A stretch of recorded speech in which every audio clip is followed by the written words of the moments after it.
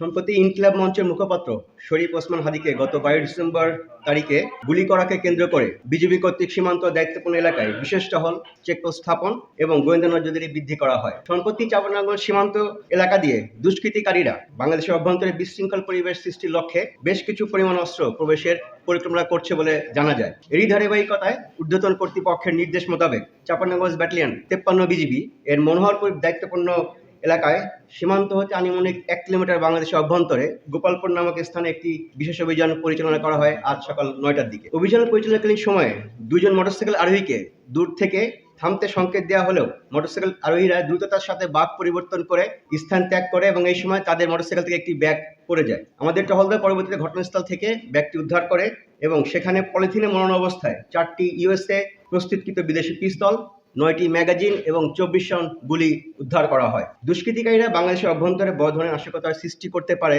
এবং অবৈধ পথে অস্ত্রগুলো আনার সর্বোচ্চ চেষ্টা করছে বলে আমরা ধারণা করছি।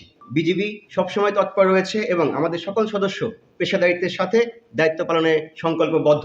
অস্ত্রগুলো চোরাচালান প্রতিরোধ ও দুষ্কৃতিকারীদের অনুপ্রবেশ ঠেকাতে বিজিবি সীমান্ত এলাকায় সার্বক্ষণিক নজরদারি এবং টহল কার্যক্রম জোরদার করেছে এবং জোরদার চলমান রয়েছে।